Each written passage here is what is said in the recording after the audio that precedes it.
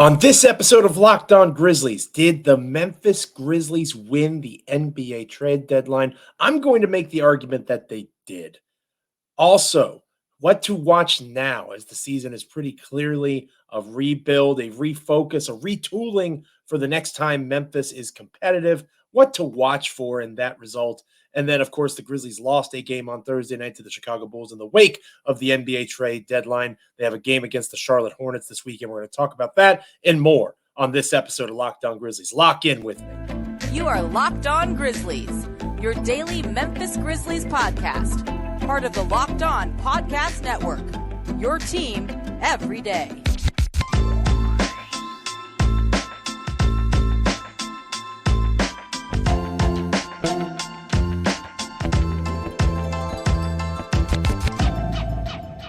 Happy Friday to you and yours. It is indeed Friday.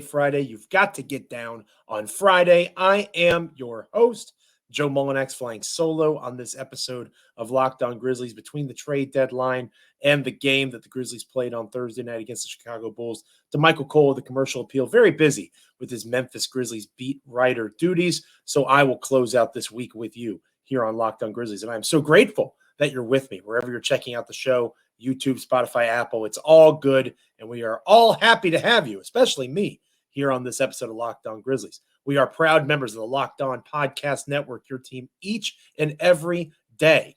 Again, free and available wherever you get your podcasts. Like, comment, rate, review, subscribe. We had a successful day on YouTube with the trade deadline and talking about the David Rody trade and Xavier Tillman being traded the day before. So thank you to everybody that's checked out the channel, that's subscribed, liked, provided feedback in the comments. We appreciate it. I know DeMichael does.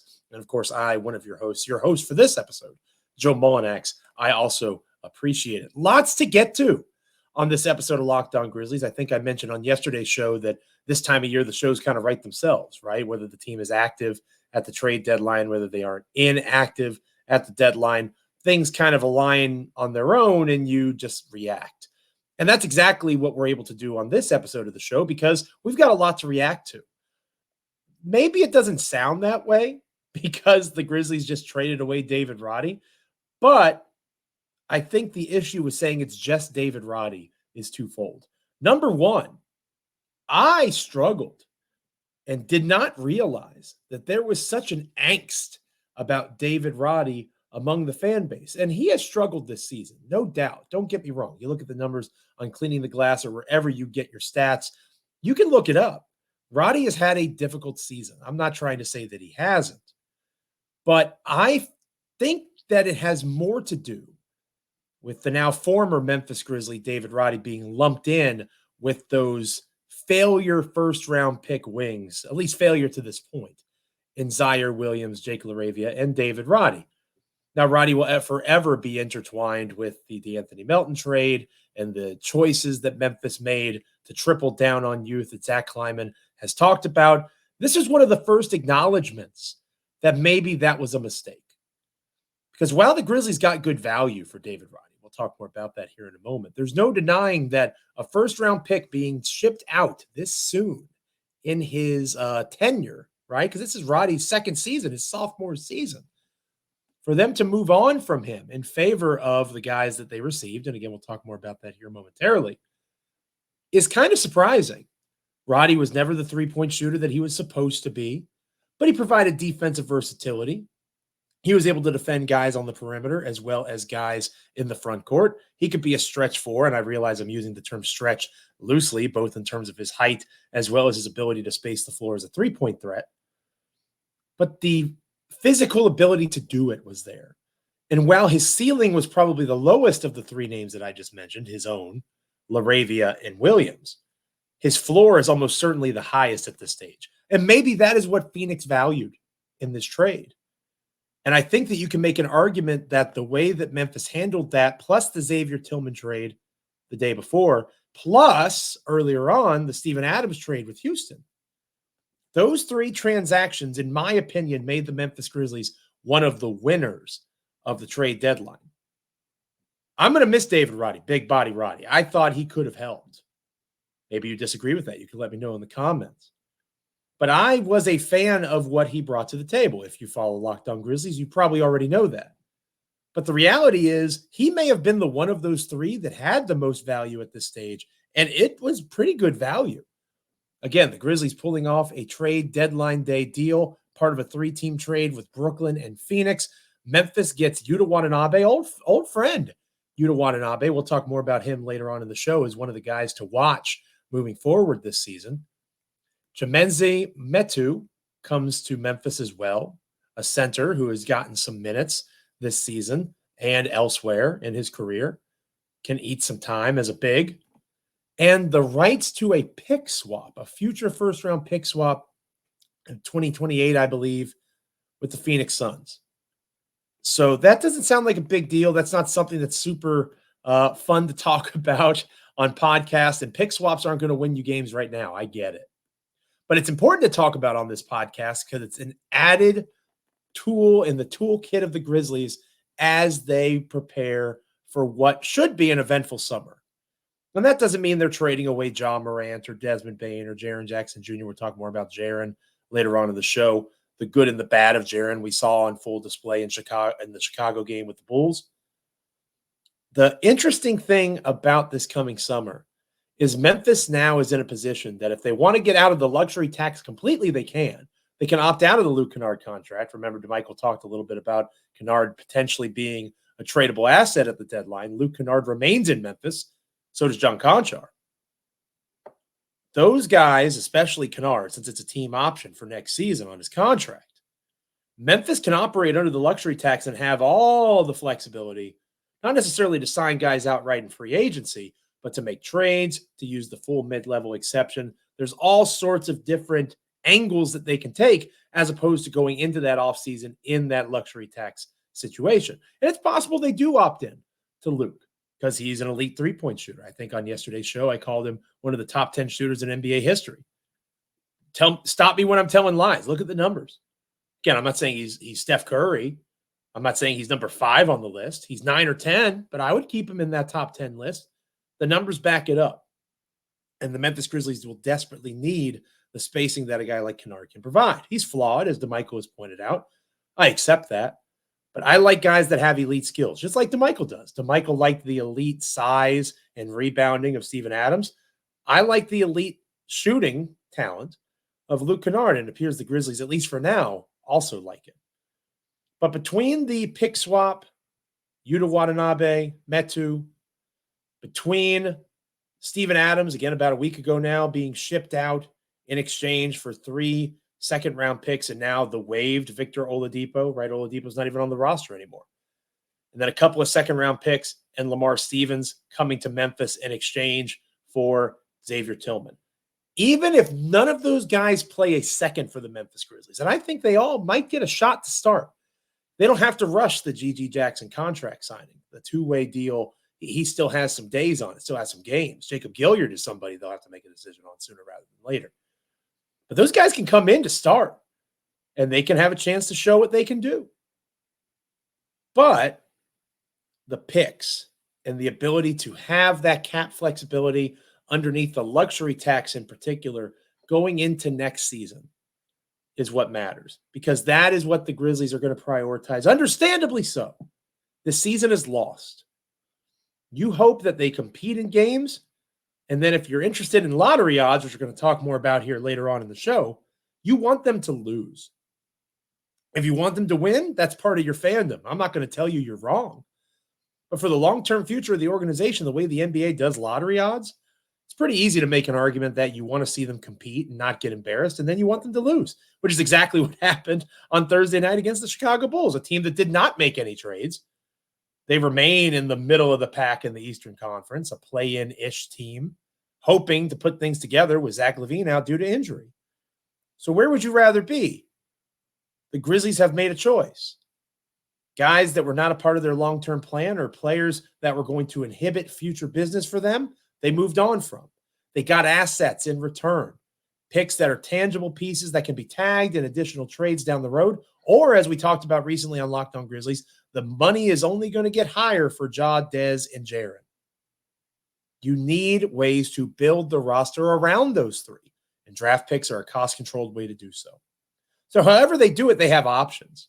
And those options make them viable long-term, which has been their stated roster flexibility goal with this new reality of the 2023-2024 season.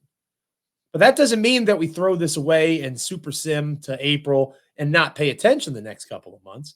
There's plenty to look out for going into this new world post-NBA trade deadline for the Memphis Grizzlies. And we're going to talk about that next here on Locked On Grizzlies. But first, this episode of Locked On Grizzlies is brought to you by eBay Motors. Our partners at eBay Motors have teamed up with Locked On Fantasy Basketball host Josh Lloyd to bring you some of the best fantasy picks each week all season long. Whether you're prepping for a daily draft or scouting the waiver wire, every week we're going to provide you players that are guaranteed to fit your roster. Let's see who Josh has picked out for us on this week's eBay's Guaranteed Fit Fantasy Picks of the Week. I'm intrigued. You've got a guy in Marvin Bagley III getting shipped out to Washington and all the wheelings and dealings of the NBA trade deadline.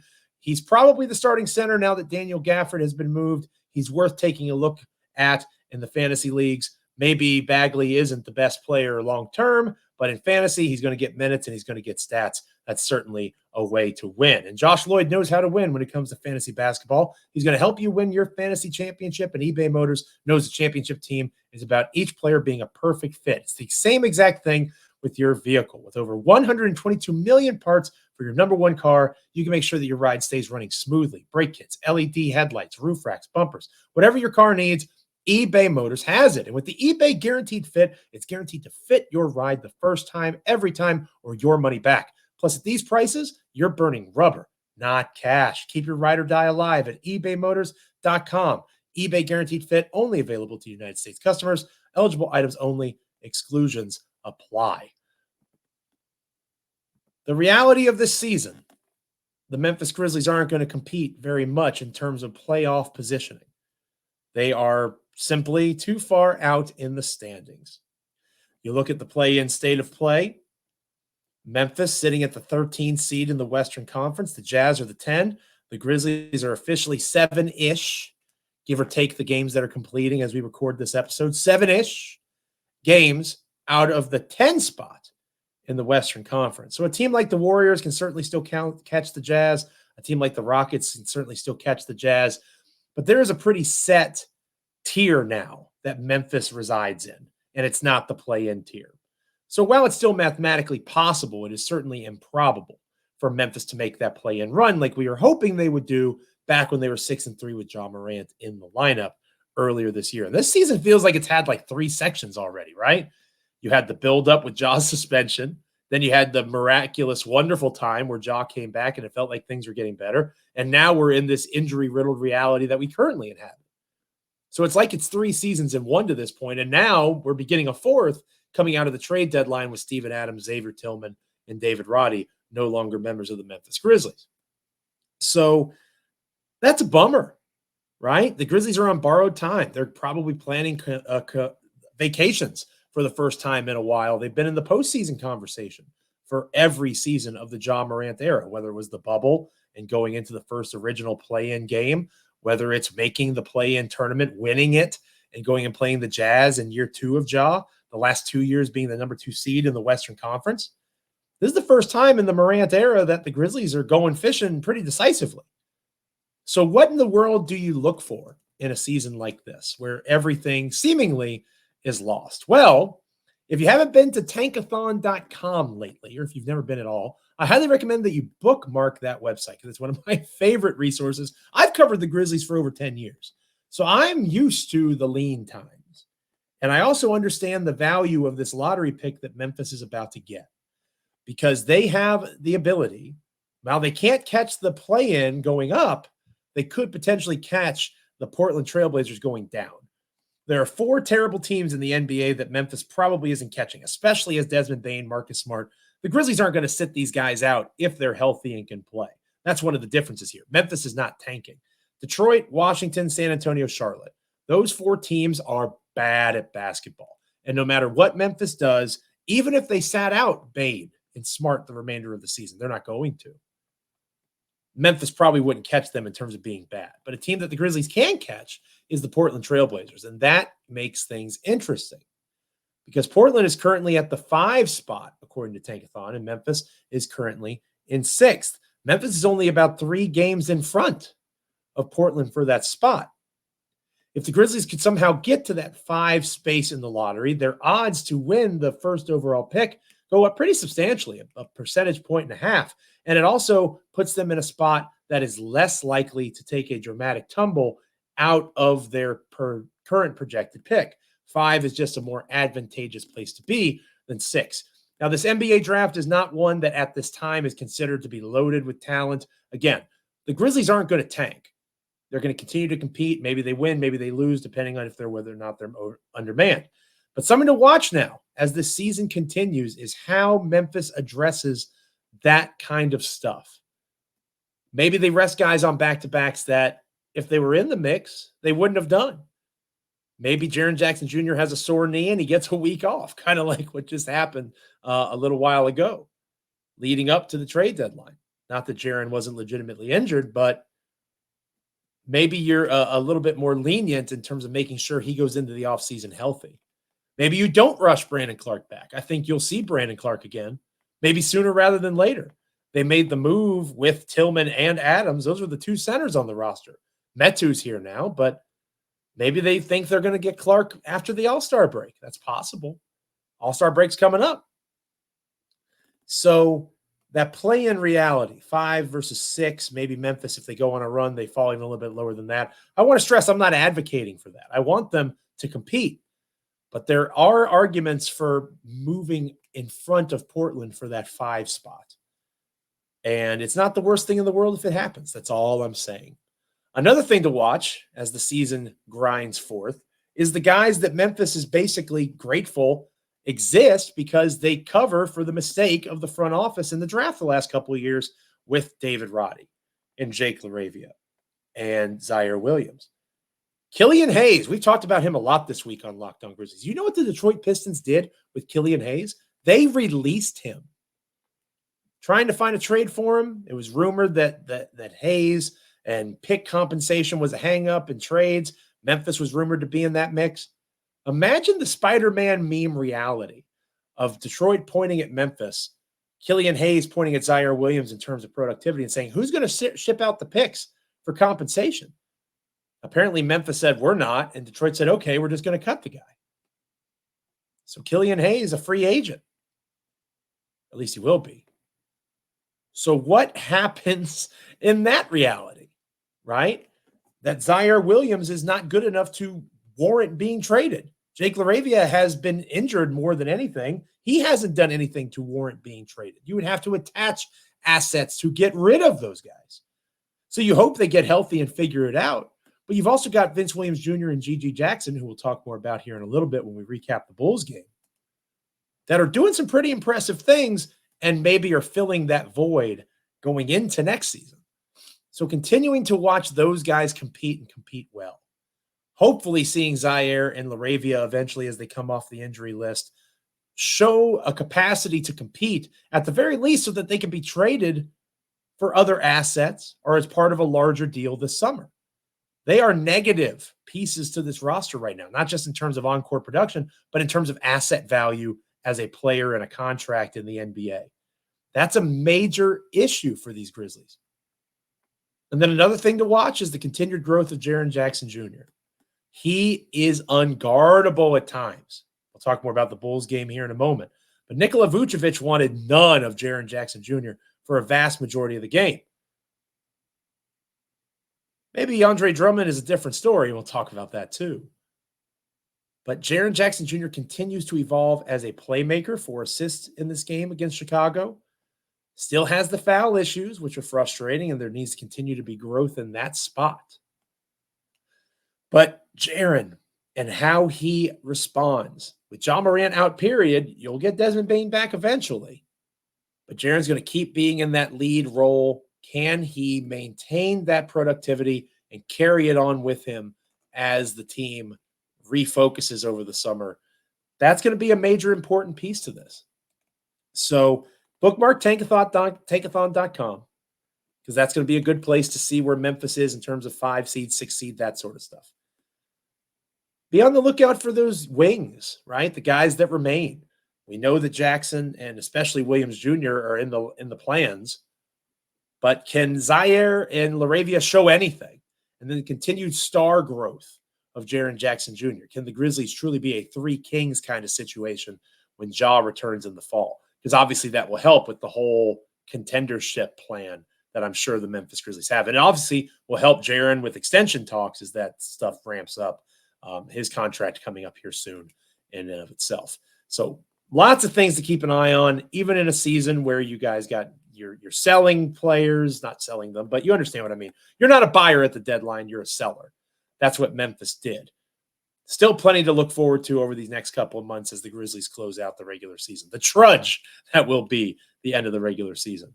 We're going to talk about that Bulls game and preview Grizzlies Hornets next here on Locked On Grizzlies. But first, I want to remind you that Locked On has launched the first ever national sports 24/7 streaming channel on YouTube. And now you can also find it on Amazon Fire TV. Locked On Sports Today is here for you 24/7, covering the top sports stories of the day with the local experts of Locked On, plus our national shows covering every league. Find the Locked On Sports Today channel now on Amazon Fire TV. That's pretty cool. This episode of Locked On Grizzlies is brought to you as well by Nissan. Big fan of Nissan, the Nissan Rogue in particular. Are you the kind of driver that likes to push things a little further? Ever wonder what adventure could be around the next corner? Our friends at Nissan have a lineup of SUVs with the capabilities to take your adventure to the next level. Again, the Nissan Rogue is perfect for city drives and great escapes. The 2024 Rogue is the perfect midsize crossover for your next adventure. You also could have the 2024 Nissan Pathfinder if that's more your speed. Room for up to 8 passengers and expansive cargo capacity, advanced available 4x4 capability.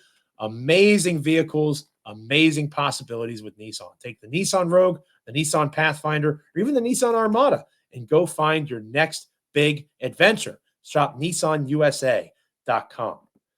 When we come back here on Locked On Grizzlies, closing out the show, talking Grizzlies Bulls, and then previewing the game with the Hornets over the weekend. Stick with us. Welcome back to Locked On Grizzlies. I am Joe Mullinax, your host for this episode, flying solo on this episode. No DeMichael Cole. He's finishing up coverage of the NBA trade deadline for Memphis. He is doing a phenomenal job over there. Follow him at DeMichael C on X if you don't already do so.